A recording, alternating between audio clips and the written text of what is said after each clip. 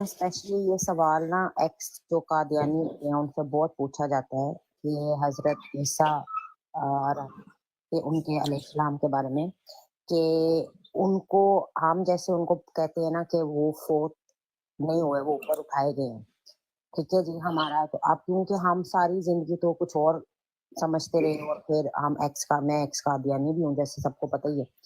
तो हम मुझसे ये सवाल बहुत ज़्यादा होता है, तो मैं अभी कॉपी पेंसिल लेके या मैं रिकॉर्ड कर लूँगी या मैं ना लिख लूँगी सारे भी जो आप हवाला जात बताएँगे, कि वो ये कहते हैं कि आप ये कैसे साबित कर सकते हैं कि अल्लाह ताला ने हज़रत ईसा अलैहिस्सलाम को ऊपर उठा लिया? उसकी प्रोसेसिंग कैसे हुई है? मतलब ये पूरा प्रोसेस और प्रोसीजर कैसे हुआ? ठीक है? तो इसका मैंने कई दफ़ा उनको ये जवाब भी दिया कि जैसे अब जन्नत और दोज़ख का हमें पता नहीं, लेकिन कुछ बातें अल्लाह ताला जो है ना वो बताते हैं, कुछ बातें जो है ना वो गैबी इल्म में आती हैं। जी, आप अच्छा देखिए, इस सवाल के जवाब को ना कई अंदाज़ से फ्रेम किया जा सकता है।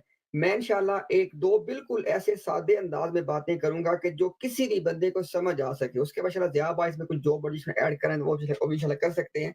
देखिए, पहली आपने बात ये रखनी है सामने कि सैयदना ईसा अलैहिस्सलाम के हवाले से जो हमारा अकीदा है, उनका आसमानों पे उठाया जाना, ये एक ख़बर गैब है। यानी एक गैब की खबर है, यानी ये ईमान बिल गैब है हमारा इसके ऊपर। हमें गैब की एक खबर दी गई है, हमारा इसके ऊपर ईमान है। ये है पहला पॉइंट। अब उसूली तौर पे एक सवाल का जवाब दे दिया जाए कि गैब के हवाले से जो ईमान लाया जाता है, क्या पहले उसकी तमाम तफ़सीलात जाननी ज़रूरी होती हैं? ये हमारा सवाल है। अगर आगे से जवाब देखें ना, अब जब जब ये सवाल पूछा जाएगा कि क्या गैब की किसी खबर पे ईमान लाने के लिए उसकी तमाम तफ़सीलात जानना ज़रूरी है? अगर इसका जवाब दिया जाए हाँ में, फिर हमारा सवाल होगा कि जन्नत और जहन्नम के हवाले से हमें खबर दी गई है, वो सारे मामलात गैब के हैं वो भी। तो क्या उसकी तमाम तफ़सीलात अहमदियों को मालूम है? तभी तो उन्होंने जाके मानी है। और अगर जवाब ये दिया जाए, और मज़े की बात है हमारे पास हवाले मौजूद है मिर्ज़ा गुलाम कादियानी के, जिसमें उसने वाज़ेह तौर पे ये बात की हुई है कि गैब की खबरों को अकल से नहीं बल्कि उनको खबर के तौर पे उन पे ईमान लाया जाता है। अच्छा, अगर ये जवाब दें कि नहीं, गैब की खबर की तमाम तफ़सीलात जानना ज़रूरी नहीं है, फिर हमारी बात साबित हो गई।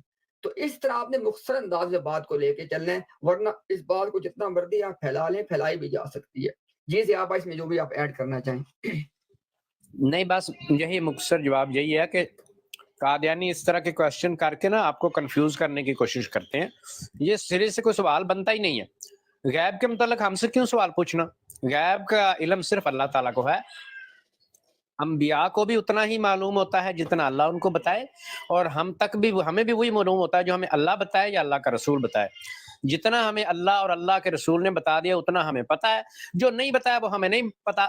उसके लिए हम आपको कुछ नहीं जवाब दे सकते। सीधा सा सिंपल सी बात है। अब ये तो नहीं है ना कि कादियानी एक उल्टा सीधा सवाल कर दे जो गैब से मुतल्लक है और हम ये सोच के बैठ जाएंगे हो भाई इसको जवाब ना दिया तो ये क्या सोचेगा, जवाब ही नहीं है। नहीं, अक्सर जो है ना हमारे भाइयों को भी ये परेशानी लाहक हो जाती है। ये बिल्कुल गलत रवैया है, और ये गैब में जसारत है जब हम जिस क्वेश्चन का अल्लाह रसूल ने नहीं बताया, जिस बात का, उसकी कोई ना कोई तवील करने की हम कोशिश करें, ये गैब पे जसारत है। ऐसा नहीं करना चाहिए।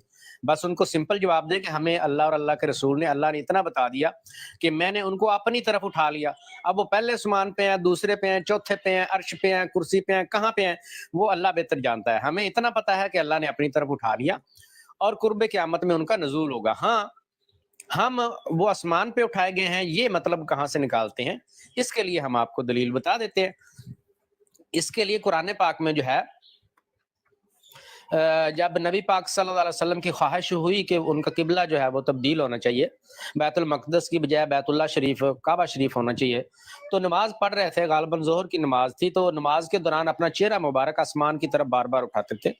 तो अल्लाह ताला ने दौरान नमाज ही वही नाज़िल फरमाई, कद नरा तकल्लुब वजहिका फिस समाई फलनुवल्लियन्नका क़िबलतन तरदौहा, कि बेशक हम बार-बार आपका चेहरा आसमान की तरफ उठना देख रहे हैं, तो बस हम आपको फेर देते हैं आपके मर्ज़ी के किबला की तरफ। तो अल्लाह ताला ने दौरान नमाज नबी पाक सल्लल्लाहु अलैहि वसल्लम को वही करके फरमाया कि अपना चेहरा बैतुल्लाह शरीफ की तरफ फेर लीजिए। वो वाहिद नमाज थी जो 2 किबलों की तरफ मुँह करके पढ़ी गई। اب نبی پاک صلی اللہ علیہ وسلم آسمان کی طرف کیوں منہ اٹھاتے تھے؟ آسمان کی طرف چہرہ کیوں اٹھاتے تھے؟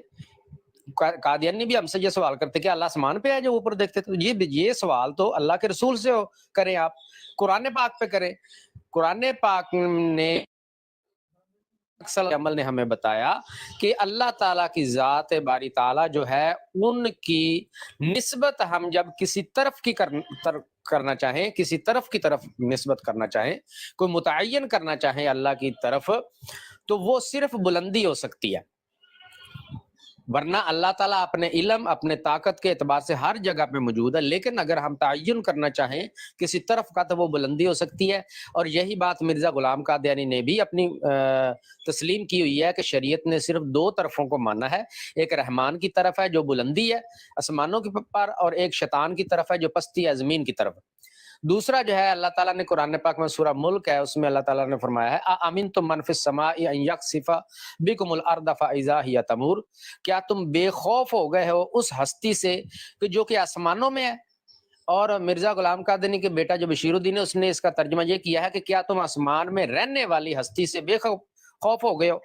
تو یہ دو دلائل کافی ہیں، ایک ہی آیت کافی ہوتی ہے آپ کو کوئی بھی عقیدہ بنانے کے لیے. تو یہ دو دلائل آپ کو قرآن پاک سے دے دیے کہ نبی پاک صلی اللہ علیہ وسلم بھی جب اس انتظار میں تھے کہ اللہ تعالیٰ حکم نازل فرمائے تو چہرہ مبارک آسمان کی طرف اٹھاتے تھے، گویا وہ بھی اللہ تعالیٰ کی نسبت آسمان کی طرف کرتے تھے. پھر اللہ تعالیٰ نے بھی فرما دیا کیا تم آسمان والی ہستی سے بے خوف ہو گئے ہو؟ تو اللہ تعالیٰ نے جب خود اپنی نسبت آسمان کی طرف کی، نبی پاک صلی اللہ علیہ وسلم نے بھی کی، تو ان دو مثالوں کو اور بھی مثالیں موجود ہیں سامنے رکھتے ہوئے امت مسلمہ اس سے یہ نتیجہ اخذ کرتی ہے کہ جب اللہ تعالیٰ نے فرمایا کہ میں نے عیسیٰ علیہ السلام کو اپنی طرف اٹھا لیا تو اس کا مطلب ہے آسمان پہ اٹھایا ہے.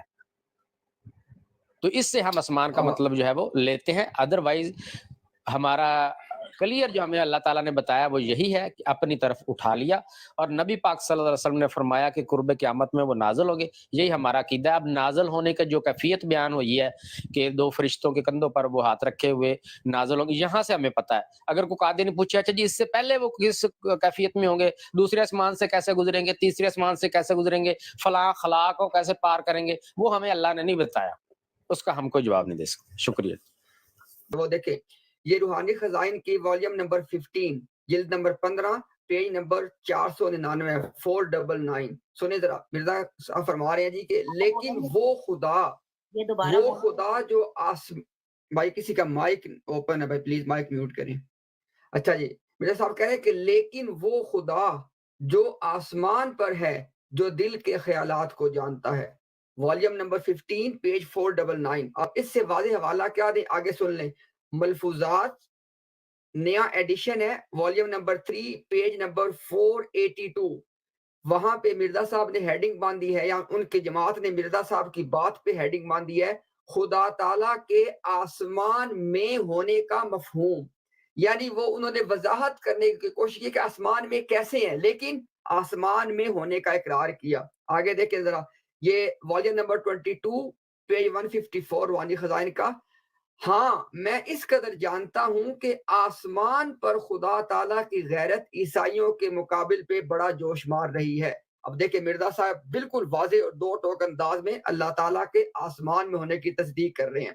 والیوم نمبر آ گیا والیوم نمبر 1 پیج نمبر 431. حاشیے میں بات لکھی ہوئی ہے، حضرت مسیح علیہ السلام تو انجیل کو ناقص کی ناقص چھوڑ کے آسمانوں پر جا بیٹھے.